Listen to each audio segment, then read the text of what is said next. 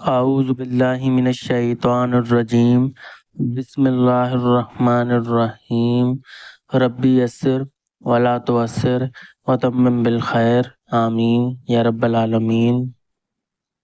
تو دوستو، آج کا ہمارا ٹاپک ہے اسماء موصولہ۔ ٹھیک ہے، آپ جانتے ہیں کہ ہم کنٹینیوس پڑھ رہے ہیں اعراب کے اعتبار سے۔ ٹھیک ہے، اس میں اشارہ ہم اعراب کے اعتبار سے پڑھ چکے ہیں۔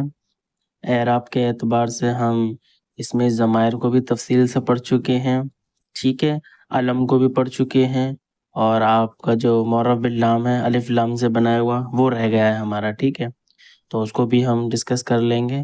فی الحال ہم اب پڑھیں گے اسماء موصولہ۔ ٹھیک ہے، اعراب کے اعتبار سے اسماء موصولہ کا کیا بنے گا۔ ٹھیک ہے دوستو، تو آپ کے سامنے ایک چارٹ شو ہو رہا ہے اسماء موصولہ حالت رفع میں۔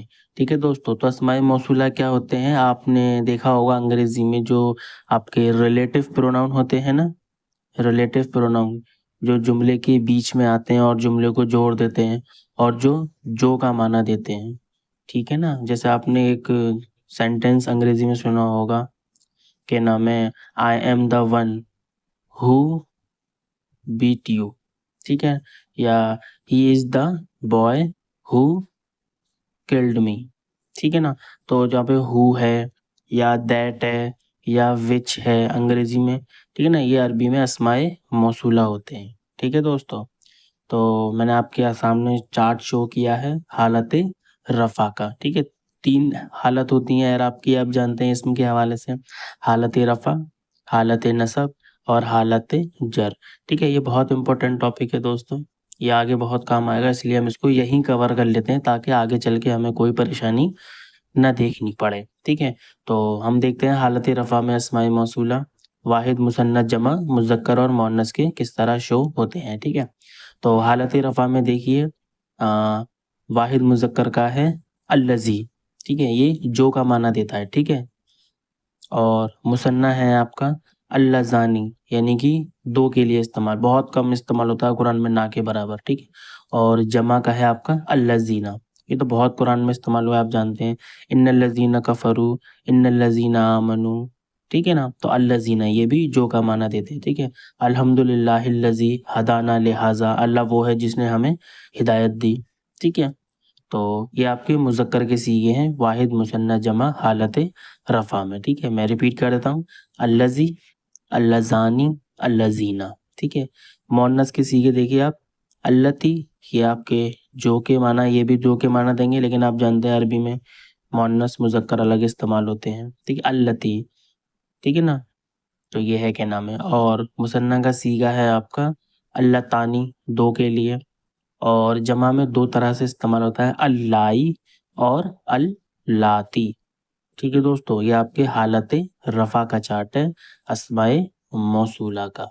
ٹھیک ہے، اور آپ نے اس میں ایک بات اور بتا دوں آپ کو کہ اسماء موصولہ جو ہیں وہ مبنی ہوتے ہیں۔ ٹھیک ہے نا، سوائے مثنیٰ کے، جب آپ آگے پڑھیں گے حالت نصب اور حالت جر میں تب آپ کو پتہ چل جائے گا۔ ٹھیک ہے نا، تو واحد اور جمع کے صیغے مبنی ہوتے ہیں، جیسے اس میں اشارہ کے اندر تھے۔ ٹھیک ہے نا، مثنیٰ کا چینج ہوا تھا حالت نصب اور حالت جر میں، اور واحد جمع کے سیم رہے تھے۔ ٹھیک ہے دوستو، اور اس کی ایک خاصیت اور ہے کہ اس کے ساتھ ایک جملہ اور آتا ہے جس کو صلۃ الموصول کہتے ہیں۔ ٹھیک ہے، یہ ابھی آپ کو شاید تھوڑی دقت دے سمجھنے میں، آگے سمجھ میں آ جائے گا۔ ٹھیک ہے نا، تو اسماء موصولہ اکیلے نہیں آتے کبھی بھی، یہ ہمیشہ اپنے ساتھ ایک جملہ لاتے ہیں جس کو صلۃ الموصول کہتے ہیں۔ ٹھیک ہے نا، اور وہ صلۃ الموصول 3 میں سے کچھ بھی ہو سکتا ہے، جملہ اسمیہ بھی ہو سکتا ہے، جملہ فعلیہ بھی ہو سکتا ہے، اور شبہ جملہ یعنی جار مجرور یا پھر ظرف بھی ہو سکتا ہے۔ ٹھیک ہے، یہ ہم آگے پڑھیں گے انشاءاللہ، لیکن ابھی یہ بات بتانا ضروری تھی۔ ٹھیک ہے دوستو، تو یہ ہے، جیسے کہ آپ ایک کیا نام ہے ایک مثال لیتے ہیں اس کو سمجھنے کے لیے، الذی کی ایک مثال لیتے ہیں۔ ٹھیک ہے نا، جیسے مثال کے طور پہ دیکھیے الرجل الذی عندک کاذب۔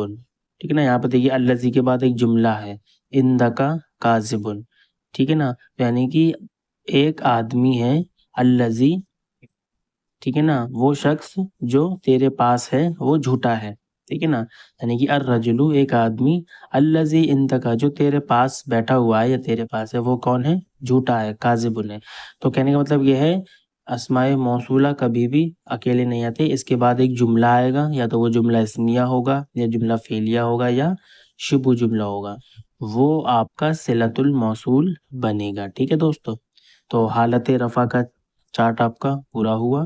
واحد الذی، مثنی اللذانی، جمع اللذینا، واحد مؤنث اللتی، مثنی مؤنث اللتانی، اور جمع کا اللائی یا پھر اللاتی۔ ٹھیک ہے دوستو، اب ہم دیکھتے ہیں اسماء موصولہ کا چارٹ حالت نصب اور جر میں کس طرح شو کیا جاتا ہے۔ ٹھیک ہے، اب آپ دیکھیے اسماء موصولہ کا چارٹ اسکرین پر شو ہو رہا ہے۔ ٹھیک ہے، حالت نصب اور حالت جر میں۔ ٹھیک ہے، تو واحد کا دیکھیے آپ، واحد مذکر کا الذی، اور مثنیٰ کا دیکھیے آپ اللذینی، اور جمع کا دیکھیں آپ اللذینا۔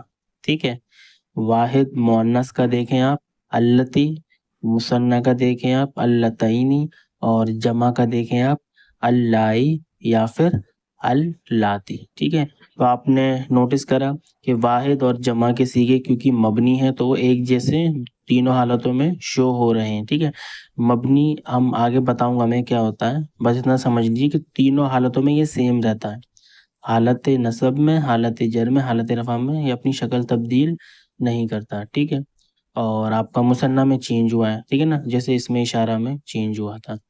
ٹھیک ہے نا، تو واحد اور جمع کے صیغے آپ کے مبنی ہیں۔ ٹھیک ہے، تو یہ بھی آپ کا مکمل ہو چکا ہے دوستو، بس اب آپ کو کیا کرنا ہے، پریکٹس کرنی ہے، خوب پریکٹس کیجئے، سمجھنے کی کوشش کیجئے، ایک بار نہیں آتا 2 بار دیکھیے، 3 بار دیکھیے، بار بار دیکھیے۔ ٹھیک ہے، انشاءاللہ بات واضح ہو جائے گی، اور یہ بہت امپورٹنٹ ٹاپک ہے، قرآن مجید میں بہت استعمال ہوا ہے اور کافی انٹرسٹڈ بھی ہے یہ۔ ٹھیک ہے دوستو، تو یہ کمپلیٹ ہو چکا ہے آپ کا۔ میں دوبارہ بتا دیتا ہوں، اسماء موصولہ حالت نصب اور جر میں، ٹھیک ہے، 2 ہی چارٹ بنیں گے، جیسے اس میں اشارہ کے 2 چارٹ بنے تھے، واحد میں الذی، مثنیٰ میں اللذینی، جمع میں اللذینا، مؤنث میں اللتی، مثنیٰ میں اللتینی، اور جمع میں اللائی اور اللاتی۔